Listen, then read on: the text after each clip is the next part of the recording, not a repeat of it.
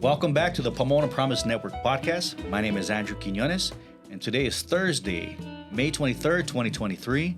And today we have special guests in studio with us, Dr. Enrique Medina. How you doing, senor? How are you? Doing very well yourself? I'm doing well, thank you. Happy to be here. Yeah. I'm so glad that you finally were able to make it in. I've been wanting to sit with you for some time. You are a great person to know. So a champion within the community for many years. And we really like to hear a little bit about your story. Who is Dr. Enrique Medina, and what is he all about?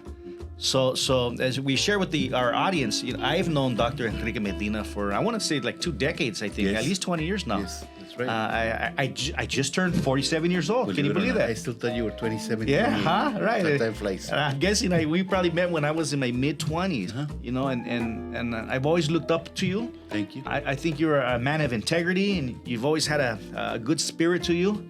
I've never seen you angry or in a foul mood in public. So you're a good man, Dr. Enrique Medina. Thank you. And again, I appreciate you being here with us today. It's my honor to be here. All right. So share a little bit with the little community. Now, you're retired now, but you had many years working within the city of Pomona and within the school district. So why don't we start off with that? Tell us a little bit about what you did. Yes, I started about 35 years here in the city of Pomona. Started with Pomona Unified School District. Started as a science teacher at Pomona High School, assistant principal. Then I was a principal at Emerson Middle School. Then I got called up to be a principal on assignment as a public information officer and ombudsman. What that meant was, for any issues happening in the community, I would be the one trying to say, is a community right or individual right, and is a district wrong, or vice versa. And I had the authority to go in and recommend what next steps should be based on my findings. Yeah. That was a really great job, but it was a very difficult job. Then I got promoted to being the administrative director of People and Community Services Division. Then I became assistant superintendent of business services facilities. And after that, I became assistant superintendent. In the process of that, 6 years into that job, with that responsibility, I was about to adopt a baby girl. And we were about to adopt a baby girl. I was about to finish my PhD at Claremont Graduate University. So I decided to take a step back, and I became director of career readiness, which I did that for the last 12, 13 years of my career. Yes. And I really enjoyed it. In my last position, I was able to work with the Pomona Chamber of Commerce. I've been an executive board member for many years. I was the chairman of the board for two terms, and also I was CFO there temporarily prior to my retirement from there. I also was asked and was appointed as a Los Angeles County Workforce Development Board member or commissioner, and I did 2 terms there too. Yeah. I recently retired from that too. And the whole thing to me was, we knew that we did really well in the education and training, but we did that the connection with business and the connection to the economy was very difficult just from the educational silo. So that's why I decided to start working with the Pomona Chamber of Commerce. Yes. So that I would be able to start working with the business community. Right. And then that's why I chose to go into Los Angeles County Workforce Development Board so that I could start working on a greater component of training, placement, and of course providing people high labor, high demand, high pay, high wage, 21st century jobs. Yes. But we all have to start somewhere, right? Yes. I still remember my days of being a dishwasher at Denny's for the graveyard shift. Oh, yeah. Yeah, so that What was city? Portland, Oregon. Portland, Oregon? In Clackamas, Oregon. I was going to Portland State University for a semester. All right. And I needed to work, Yeah. so I needed to do something. Yeah. So that was one of the things I did. And so all those experiences and being a teacher and seeing, okay, how come when they leave school, they have such a hard time transitioning? Yes. Some go to college, great, and hope that they finish. But even if they go to college or not, they need to work, because it's the best thing to do is to know what you're going to be studying about. Yes. So that's why there's such a need for internships, apprenticeships, pre-apprenticeships. And right now, that's the whole momentum of the economy is moving there for job placement. Yes. They want to start early, as soon as high school. And one part of my career that I was very proud was we were able to bring in what we called our career awareness labs, Yes. which was a 21st century career exploration lab. And we were able to put them in all the middle schools and all the K-8 schools so that all 8th graders and 7th graders will have an opportunity to explore 15, 16, 17 different careers Wow. that were all STEM related. Yeah. So at least they knew what the career was about. Right. If they liked it, they pursued it. If they didn't like it, at least they know they didn't like it. Yes. You don't want to go to college for all those years Yeah. or go be in a job and realize that, oh my God, this is not what I want to do. If you want to go to medical school and you're afraid of blood, or you want to be a nurse and you're afraid of blood, Right. or you faint when you see blood, that's not a good sign. But at least you learn something, right? Better to learn it early than later on in life. It's like going to a buffet and I see. being able to choose different things. You don't like it, you don't have to eat it all, but Yes, but yet the ones finding out what you like. continue. That's right, huh? So that was really exciting. Now, as part of my background, I immigrated to the United States when I was 12 years old with my family. Oh, okay. So I came Like in my eighth dad. grade. Yeah. 8th grade, I was Yeah, here. all right. Then I went to the University of California, San Diego, and got my bachelor's degree in biology with emphasis biochemistry, and my minor in organic chemistry and history of Latin America. That's a long way Yes. from public relations in the school district. Let me tell you. All right. Let me tell you. It's an interesting story behind that. Then after that, I was pre-med, and of course, then I went to Cal State University, Los Angeles, where I studied my master's and obtained my teaching credential. Then went to University of Laverne to get my administrative credential, to earn my administrative credential, and I culminated with my PhD at Claremont Graduate University with a philosophy doctorate in education. You must really like doing homework, huh? Not really, but I just thought it was something that I had it in me to be a doctor. Yeah. But when my life path changed because I learned about a new career when I was going to become a doctor. Yeah. In my last year at UC San Diego, I went to a lecture on public education and what teachers did and administrators did, and I go, that's my calling. It inspired you. See, it inspired me. So, and I changed, and it gives me chills. Wow. Because I changed my mind in February, March, and I was already working as a teacher in September, and already working on my master's for education. Yeah. Had my credential in that September. Yeah. So it was really exciting to do that. It's very interesting, and the people ask me, what made you change? What made you change? And the career path. Yeah. And I thought, I would rather work with individuals that are healthy to improve their situation, Yes. mostly, Yes. than trying to be in a hospital or in a lab working with. I'm more like a extrovert Yes. than introvert. Right. And I like to talk to people. Yes. I like to socialize. I like to, and I know that being in the sciences, Right. you have to be like really calm, Yeah. quiet, very reserved. Yes. Because every word has a lot of value when it comes to potential lawsuits. And in education, what better than to help people in our community, students in our community, to learn the sciences, which is really hard for some people, most people. And so that really, I've never regretted that decision in my life. Yeah. So that's how I became a teacher. That's and great. In all the different positions. Now, going back to being part of the economy, my dream in Pomona ever since probably my third, fourth year that I was working here in Pomona. As a matter of fact, I lived here on 3rd Avenue and Town in what used to be apartments. Then they became condominiums. Yes. I used to live there when I was teaching at Pomona High. It's been a long time. Yeah.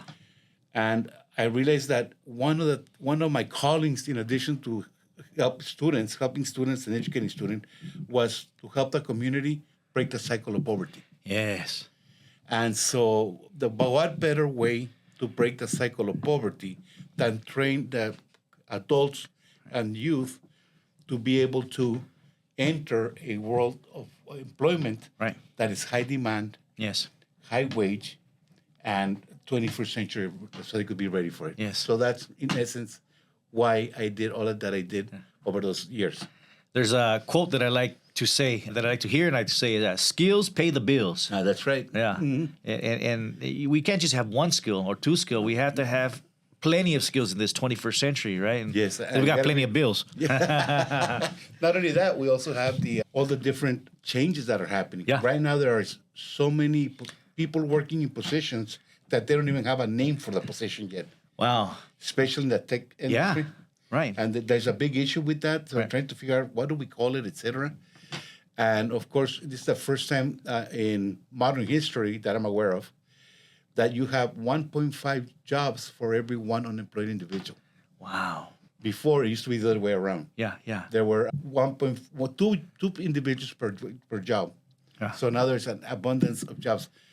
The Interesting. Huh? The secret of that is that the jobs are mostly in the tech, medical, and those sectors, the high demand sectors. And so in order to get those positions, you have to have a lot of training, a lot of education. Right. There is also a lot of jobs at the entry level, but there's a vast, that's a high turnover. And really the wages and the benefits that those individuals receive, which are mostly placed in temporary contracts, they don't qualify for retirement. They don't qualify for medical benefits, etc. Right. And they get paid minimum wage. Yeah. There's a lot of jobs for that. Yes. And there's no career path to it. Right. So what you want to do is train them with the skills to be able to enter into a career path so that they're able to progress in their life. Exactly. And they were able to reach at least a middle class income by the time they're not so old adults or by the time they're in their 30s, 40s. Yeah. I got to tell you, it's really tough, I think, in this era, in the sense where the middle class is slowly been squeezed out, in the sense. Yes. Both, my wife, both of us, run nonprofit organizations. We don't make a whole lot of money, but we make enough money where we could live a decent life. Yes. However, it just doesn't seem to be even enough this day. We don't have enough to buy our own home. Mm-hmm. When we look at the statistics, it was not even a third. A third was housing within that budget. Right. Now housing is like half. Right. Again, everything is going up, and it's really discouraging for, I guess, the new middle class, because the new middle class could barely even afford to save any money. Yes. They would live it decently compared to most of the world. Mm-hmm. But the American dream, I'm wondering sometimes, It's very challenging because as a young couple or a young professional or a young employee, a young adult, it's really going to be hard for them to acquire any housing to their name. Right. Buy homes, etc. When the average price of a home is about $500,000. Yeah, $500,000. And you have to come up with 20% down. That's $100,000. Yeah. Who's going to have $100,000 to put down? I mean, there are people, but not within the environments that we live in. Yeah. So that's a very challenging thing. So. And then you have the trend of corporate housing, where corporations are buying up many of the properties to keep us as renters. So it's a whole nother element on top of that, huh? Yeah, it's just going to be more challenging, but something's bound to happen that will change the structure. Uh-huh. I don't think the pricing of real estate is going to change. And I'm not a real estate expert. I want to tell people I am not a real estate expert. But I can hypothesize, I can say that there's got to be a structural shift on the funding and the financing of homes in order for people that are middle class to access those homes. Yeah. So I think that may be forthcoming in my thinking. Okay, only I haven't done any research on the matter. Sure. But that's something that I strongly believe. Well, I got to ask you: are you familiar with Klaus Schwab and the World Economic Forum? Yes, I definitely yes. So I've watched some of the YouTube videos where they're at Davos in Switzerland and how every year and how they talk about owning nothing and being happy. A lot of these heads up there are talking about, again, the future is universal income. Everyone is renting. Even renting the refrigerator. Don't buy your own refrigerator now. Everything is a pay to play kind of program. And it's discouraging. I certainly don't want to live in a world, or my children to live in a world, where everything is just on borrowed time or money. I I like being an American. I want to have the same dream as I'm sure you and my parents had. And my dad was an immigrant too. He owned our own home. Owning a home is part of the American dream. Yes, right. And so it's a major reference now, and that's exactly why we need to have as many skills as possible. Yes. So that we're able to pivot and change pathways in life, and be able to take on the opportunities and be ready for the opportunity. Yes. When it presents itself, because there will be plenty of opportunities in life if you are diligently working towards a future of positiveness. Right. Yeah. That will get you there somewhere, especially if you enjoy what you do. Yeah. So I thought a lot about that, and one of the ways that and you're a senior member of that group. Yeah. One of the ways that we decided after the 2008 economic catastrophe that we faced as economic recession, the Great Recession here in California, the United States, and actually it was a global financial crisis, we decided to create an opportunity where we identified multiple agencies and we identified our strengths and our programs. And we also said, which programs are we doing that we are experts in, and which programs are what we're doing that we're not experts in. But there's other agencies in the community that they are experts at it. So we decided to create this group, a committee. We call it the College Career and Workforce Development Task Force. And you've been going for now decades, actually a decade. Yeah. We've been together for 16 years now. It's been one of the long-standing programs here in Pomona. Yes. And it's composed of the Pomona Unified School District, Pomona Chamber of Commerce, they're critical, the Los Angeles County Workforce Development Board through the Pomona Valley AJCC, and San Antonio RP. That's how it started, that little group of 3-4. Our first meeting, I'd like to make a joke, and you heard it multiple times. I said, we have more donuts than people. Yeah. And, so we started like that. But today we have our distribution list is about over 450 individuals. Wow. Representing business, local educational agencies, local governmental agencies, colleges, universities, nonprofits, etc. So what we do is we have an opportunity in the first month of on the first Thursday of every month at 9:30 to bring ideas forward. We have a presentation by great presenters, and then we have agencies updates where agencies are able to share what they're doing, and that's the best networking that we have done. It has been so successful that we were named as a Los Angeles Pilot Performance Program, which what that means is that agencies should replicate the model in order to have that kind of success and those kind of results. It was funny because about 3 years ago, I went to the National Workforce Development Board Members Association in Washington, D.C. I was blessed to go there, selected to be part of the Los Angeles County group to go. And in one of the presentations, they brought up the task force. Really? As a model. Wow. And so it has gotten so much synergy that now it's being discussed in different parts, not just at the local level or the state level or county level, but in some states they're trying also to replicate this model. Great. Which is really exciting. Yeah. And it started here in Pomona. It started here, with the chamber, the district, San Antonio RP, and Pomona Adult School. Right. And the Pomona AJCC. It used to be Los Angeles Urban League back in the day. Yeah, that's right, huh? Right? Yeah, that was back in the day, yes. That's right. That's how long it's been. Right. And Michael Thomas, he's one of the pillars of the program. He's another retired folk as well, huh? He retired recently. Recently. About a year ago. Yeah. Time flies when you're retired. It's kind of funny. Yeah. I don't even know how I used to do things. Yeah. Now, I mean, before, when I was working more than full-time. Yeah. Because you work full-time, but the job always demands a lot of your time. And I'm super busy now. Yeah. So it's really interesting. But I really love continuing to tend to my passion, my calling, and to continue to help people as much as possible. But I'm not a man in the front of the scenes. I'm always in the back. You know that about me now. Yeah, that's right. I'm always behind the scenes, and I'd rather have somebody else have the spotlight but I'll help build the infrastructure. I like that. That's what I enjoy also, being the second man. Yes. Someone else can take the spotlight. Yes. But and in this show, I get to take a little bit of the spotlight. You are the spotlight. I get to interview great people that are doing good things within our community. Thank you. And a little bit of background of this, because we talked about 21st century skills.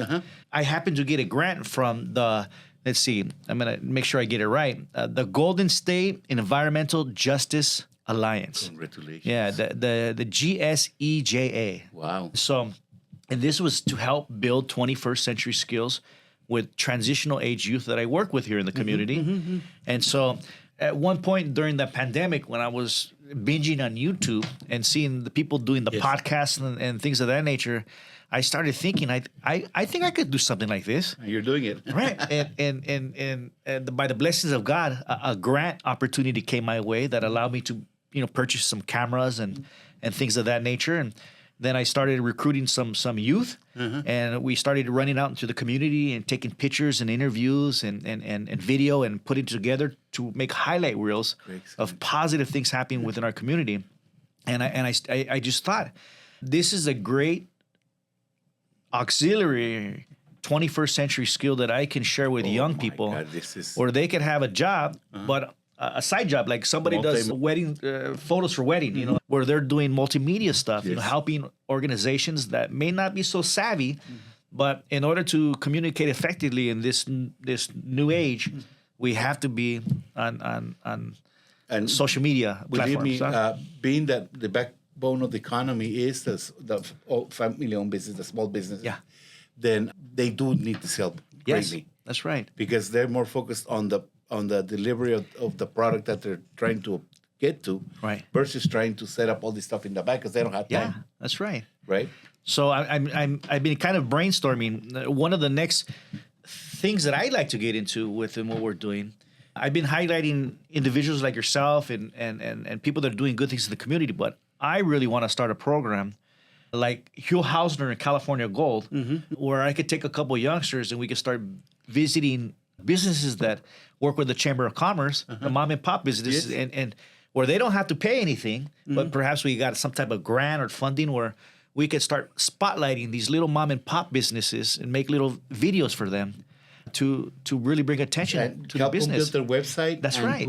Put them on the website and be able to, train them to do Facebook, to do all the different social media outlets. But something like that would be very, very beneficial. Yeah. Because sometimes when we're looking at places to go, they show up, but then there is no website under to look at.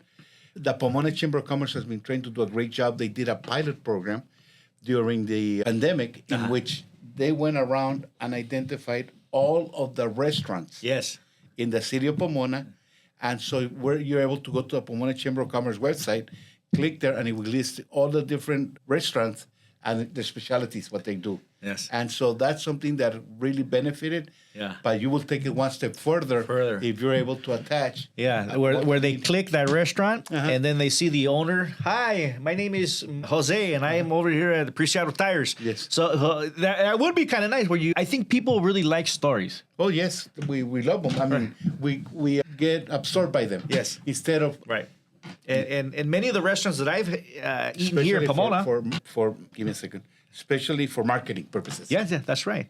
And I think people like us, we like to go to places where there's a little story. Meeting the owner or the chef and hearing their excitement and how they cook with love. Or I always rather help a business where my heart is into it. Yes. Well, I have a friend of mine that he's a Yelper.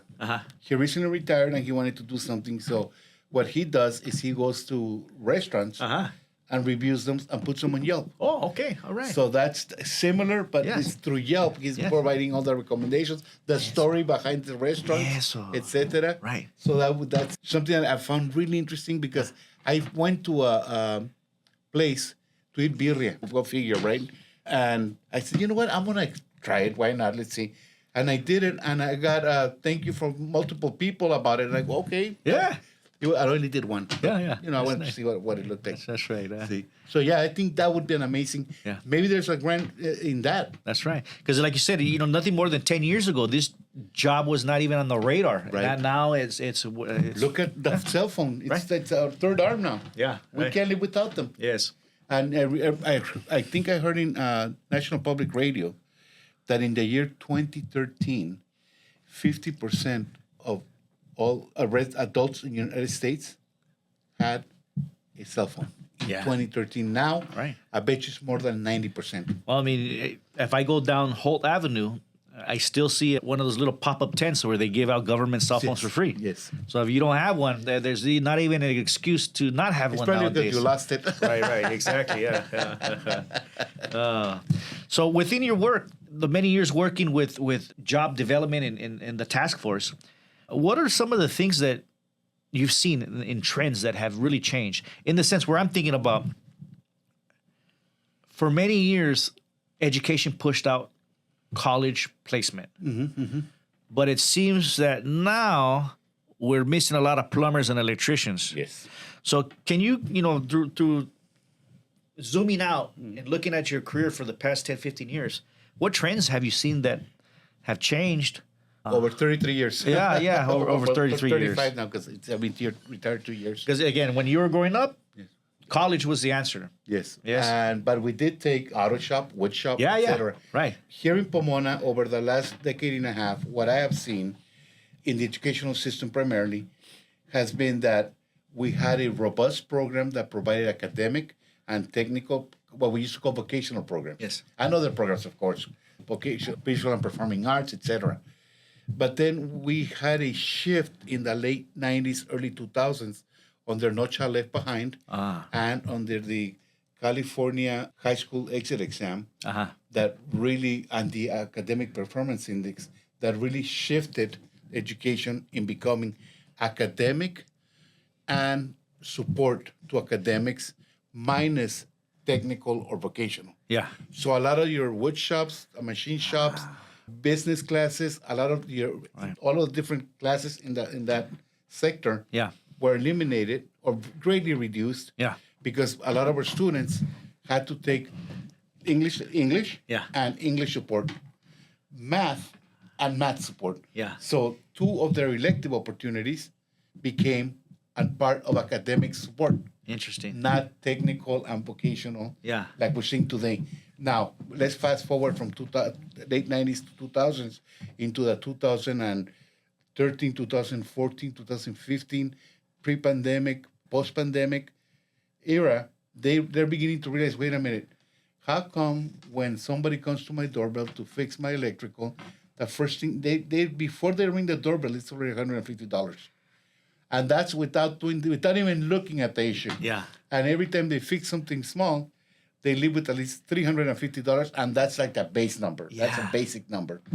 So people are starting to say, what if I start learning that opportunity? And other people said, why don't we start teaching that opportunity to others? Because we realized that not everybody was college bound. At one point, we used to receive information from the state level saying that 100% of our students will be going to the university and college. Wow.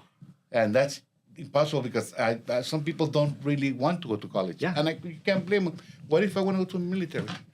Okay, so we can go to the military, but I can go to college afterwards. What if I want to work and go to a community college part-time later on as I learn what I'd like to do? So life has many, many opportunity pathways. And what we did is we shrank them over that time just to focus on the academic side because we had to worry about the academic performance index, No Child Left Behind, standards, and passing the test, etc. Teaching to the test also. Teaching to the test. So now you're beginning to see a lot of money go into career technical education because we realized that our students also need to have an opportunity to learn the skills, which will pay the bills no matter what you're going to be doing. Whether you go to college or not, whether you need to get 3-4 buddies to rent an apartment with you, or you want to be an entrepreneur with your small little business at a little shop or at the swap meet, etc., but makes a good living for them. If you want to be a plumber, carpenter, welder, you name it, that's just the construction skills. But there's so many other careers that they could be certified students and obtain experience through paid internships. Yes. Remember, before internships weren't paid. Right. It was volunteer work. Yeah. And people said, no, now you got to start paying them. Yes. So one thing that I have noticed here in Pomona is that now businesses are beginning to accept students more openly from high school Yes. than they used to do in the past because they were afraid that they were too young to take on the responsibility. Yes, yes. So that was, I don't know if you remember, but that was a big challenge for high school students to go into the business sector. Yeah. Or obtain a job. One of the things that we did in partnership with the Pomona Chamber of Commerce, we surveyed all members of the executive board as to what are the basic employability skills Yes. that students must have in order for you to hire them as a high school student. All right, I'm going to write these down. Give me the list. Do you remember them? Number one, being on time. On time. Eso. Number two, dressing for the job. Dress for success. And it doesn't mean tie and suit or, it means just dress properly. Don't be coming back with the pants down to have, it dress properly. All right. Number three, always greet the customer politely. Eso. There's a saying I say, manners never go out of style. And that's right. 1,000 years ago or 1,000 years from now, manners will still be as important today as they were at any time throughout history. My mom still says, las buenas tradiciones nunca pasan de moda. Good traditions never go wrong. Yeah. All right, I love that. So we did 5 of them, right? All right, we're on number 4. Number 4. I don't remember the other ones, how unfortunate or not. But I do have a hard copy of the certificate. And just recently, I received a call, I forget from whom right now, that they're interested in exploring on how are able to provide that professional development for high school students so that they could be certified. So when they go to a job interview, right, we'll already help them with the resume, and they will be with the certificate approved by the Pomona Unified School District, Pomona Chamber of Commerce. Yeah, like a seal of approval. Yes. They've got that training. Yes. And so that's how to answer the phone is another one. How to answer the phone. So not like, hey, what's up? Yeah. How to answer the phone. So those are things, or email, communication. Yes. And it was our hope or intent was during that pilot year to do 100 certificates. We ended up with 1,020 in that year. Wow. And it was only half a semester, and we did it through the CTROP department at Pomona Unified School District. And I remember the first thing, because we wanted it printed, right? Yes. They gave me the stack, and I go, what is this? He says, this is only part of the certificates we're going to have to do. I wanted to sign them in person, all of them. Right? 1,000 of them, huh? So we did a lot of them. Yeah. It was funny because I used to grab this thing and take it to Monique. Back in the day, it was Manzanares. Today is Monique Robles. Oh, that's who's right. the CEO and president of the Pomona Chamber. And I go, it's your turn to sign. Yeah. And she goes, oh, my God. That's when you need the rubber stamp.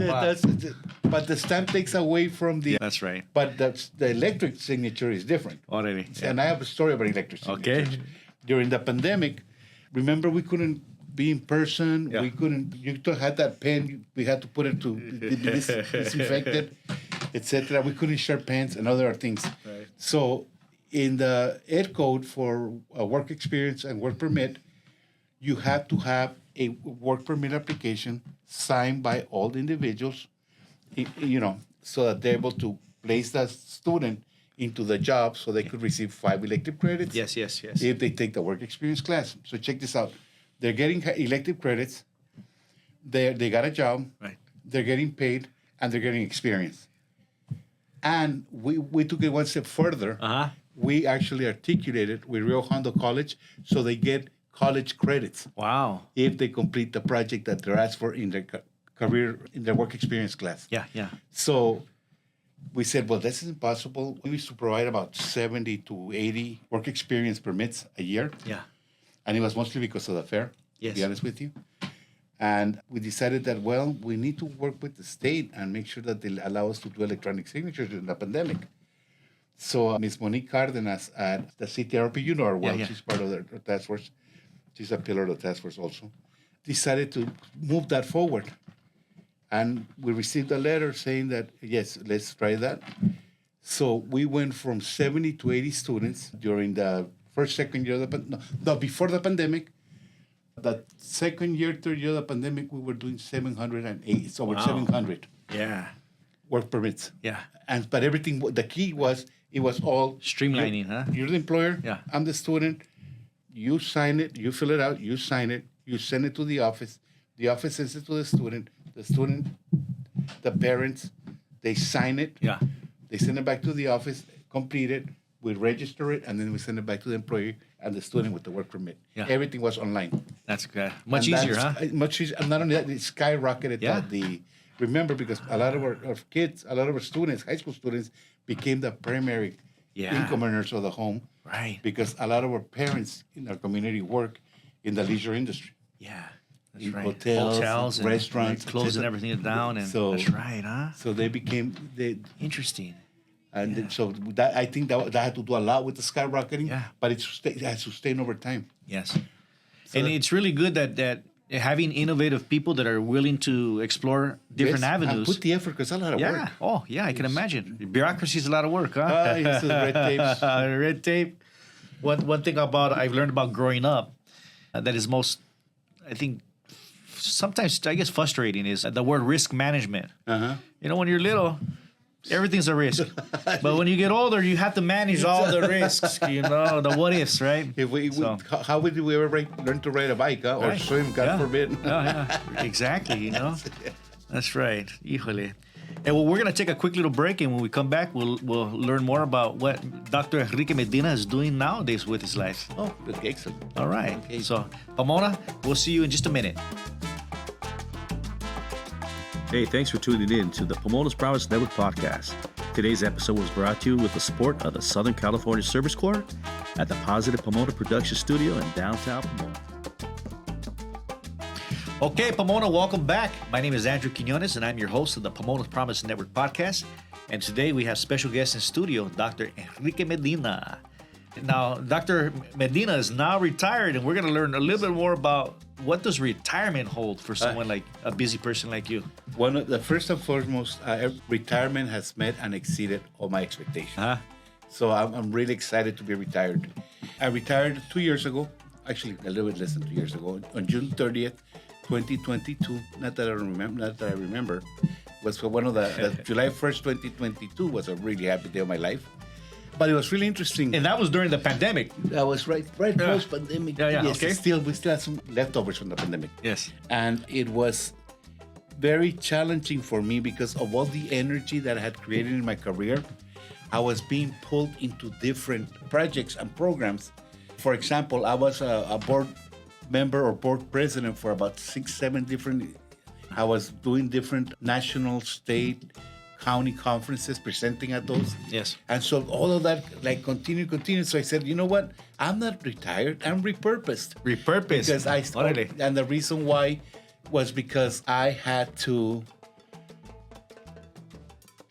the privilege, honor, and God's gift to me that I would select whatever I wanted to do with what I've learned throughout my career.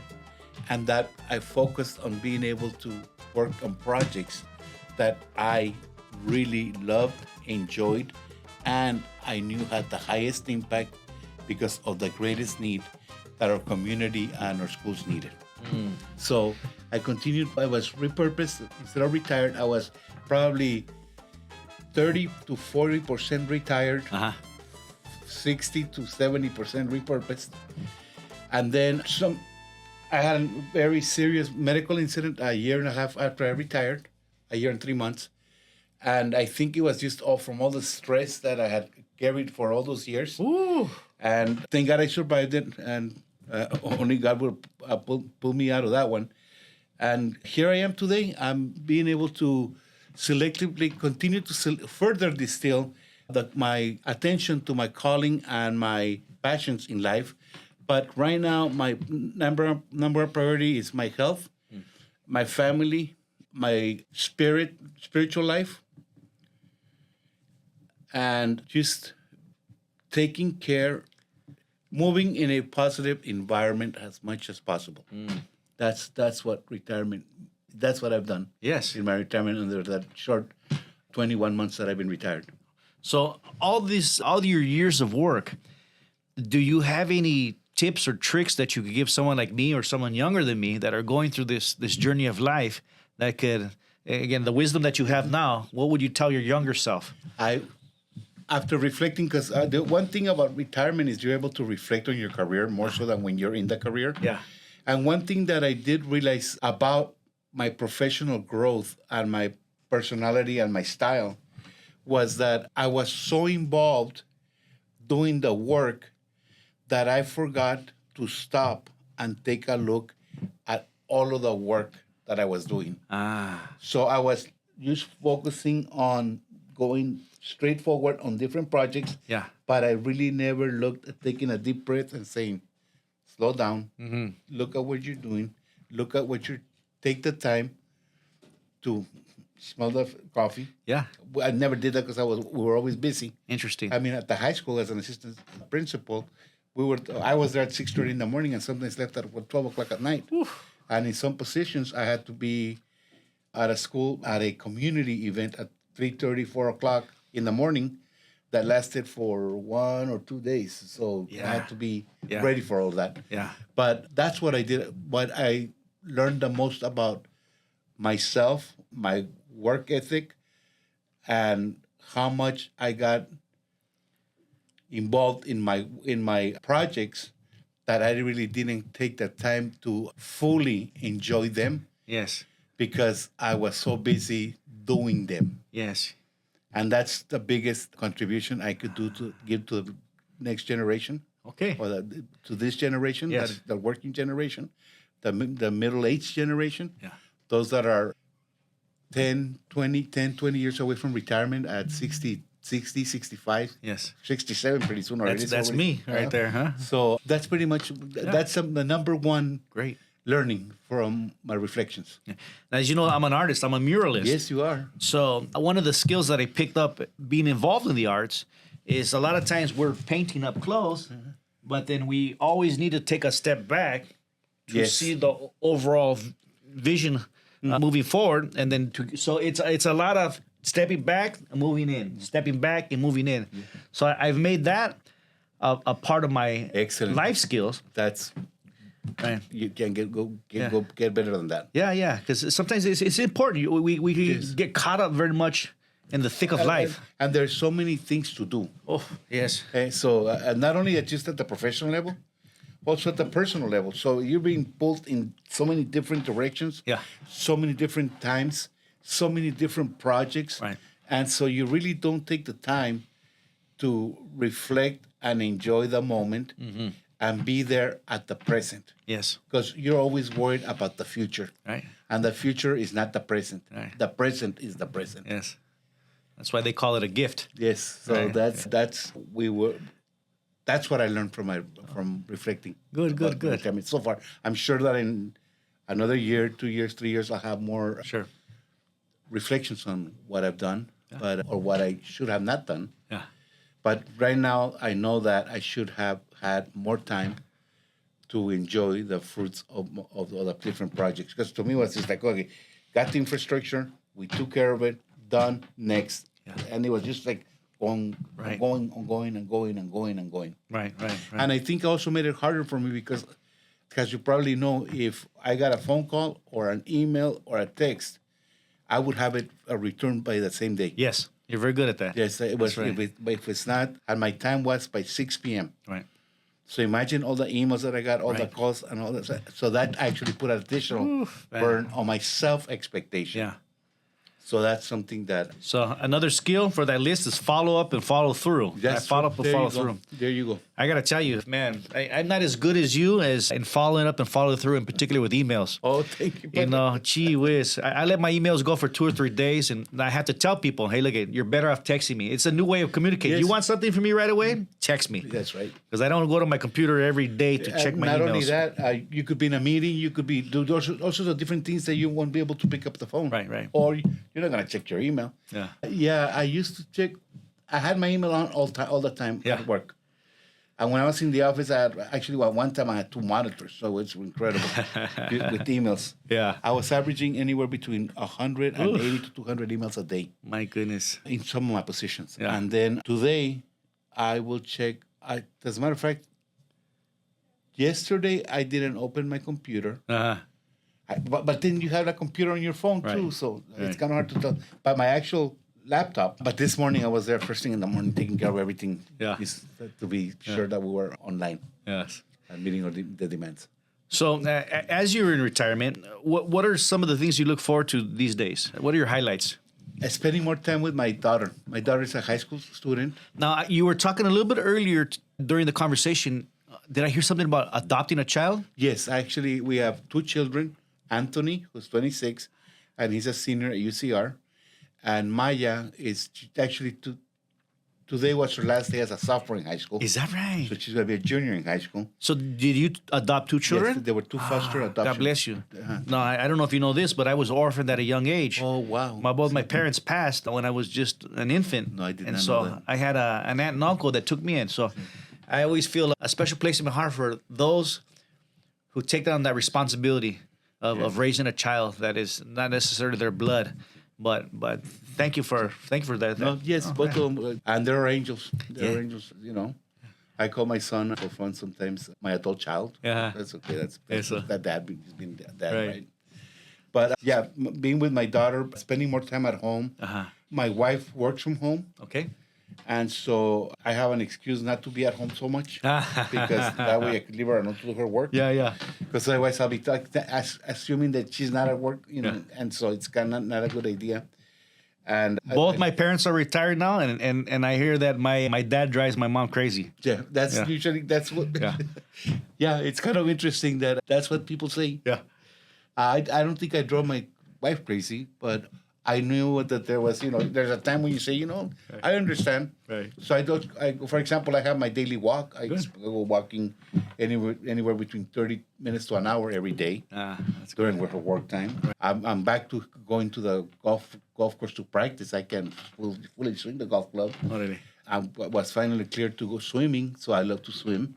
Right. I love to read. I love to learn about all sorts of different things. I'm an avid follower of the business channel. ¿Cómo se llama? What is it? C-SPAN? No. No. Business. Bloomberg. Business. So I keep really busy with doing all sorts of things. All right. Now, I want to know a little bit about the handoff to your protege. Okay. All right. So can you Mr. tell us, Rodriguez. Mr. Rodriguez? Great guy. He's amazing. So you left a position, that you were a great help to our community, made some great connections, did a wonderful job. I'm sure it was difficult for the next person to step into your shoes, but tell me, what do you think about Mr. Luis and the work that he's doing? He's very visionary. Yes. He has a lot of projects in mind, and he has brought in a lot of energy, which is what you're supposed to do. I mean, when you're retired, the reason many of us retire is one age. Another reason is you give the baton to another generation so they can move forward in things you were not able to move forward. Right. Because they see the world differently than what we saw it. Yeah. So that transition of the baton and his world and his energy, his vision, and the projects he has in mind are great. Now, that is a lot of projects he's doing. Yes. Don't get me wrong. And it's a very challenging position, speaking from experience. Yes. But I think he's about to complete his second year. And yes, I think he's doing very well. Yeah.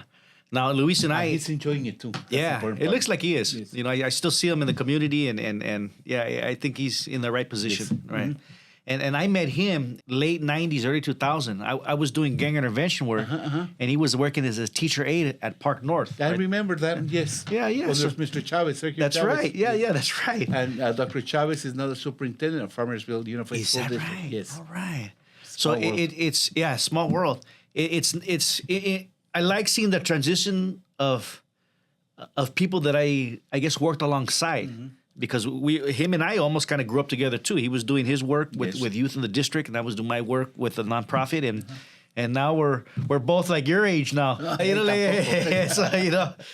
are you doing this? I'm turning 62 in 2 weeks. So wow, all right. 62 years young. Yeah, it's 62 years young. Yeah, so. Don't tell that to my buddy, but yes. All right. That's good. So anything else you'd like to share with our community about the good news? Any kind of tips or tricks that you might want to share with, because we have different type of people that watch this program. There's parents, there's service providers, and again, I brought you on here because you got a wealth of knowledge and wisdom. So as we bring this podcast to an end, what's something you'd like to share with some people? I think right now that the thought that is most important to me, going back to my need to have Pomona be a better Pomona. Yeah. And I know that the district, the city, all the different hospitals, all the different businesses, all the different nonprofit organizations, all the churches are working really hard. That's the one beauty about the city of Pomona that many cities cannot say. We have a lot of resources. Yes. And we work well together. Yes. And we leverage each other's strengths. That's right. To be able to help our clientele or our students. Yes. So for me right now, it would be for any adult that is interested in looking for a job, transitioning a job, we have our own place here in Pomona that we are privileged to have in the whole Los Angeles County, in which is called the Pomona Valley Americans Job Center of California. Mm-hmm. It's located on Holt Avenue, right next or west of the indoor swap meet. And they are a great help for adults and for youth to be able to obtain jobs if you're eligible for certain programs, and they'll tell you other jobs if you are eligible for other programs. So we are a shining star in the community, in the city. This city is a shining star in the county because of the great work that the city is doing, the nonprofits are doing, the district is doing, all the private business, all the churches in which we all combine our strength to propel Pomona forward. And we're able to have a reasonably near location in LA County, super near location in LA County that opens a door to opportunities that are not just a job. Those opportunities are careers. Mm-hmm. And that's something that there's a huge difference between I want a job versus I want a career. They'll place individuals in career pathways through a job placement. Mm-hmm. It's not just a job anymore. So that would be one of my closest. I have a lot of things to say, but that would be one of my closing statements when it comes to the overall conversation that we had during this podcast today. Mm-hmm. And I am very grateful to be here. It's my honor to be here. And I would welcome the opportunity to present on other matters Absolutely. in the future, should the opportunity present itself. So one of the things we talked about, we're going to have Dr. Medina back, and we're going to have a good conversation, and probably bring another guest. So we have three of us talking about the new economy and the 21st century employees, right? Yes. Right. And so I think you may be interested in this because we were going to talk about the Gen Xers and the millennials and this new generation and how I guess employment has changed over the years, and even the qualities of an employee. And what their characteristics are by type of generation, and how the older generation thinks of them. Yes. So stay tuned. Yes. Pomona, thank you for tuning in to the Positive Pomona Network Podcast. Peace, Pomona. Bye.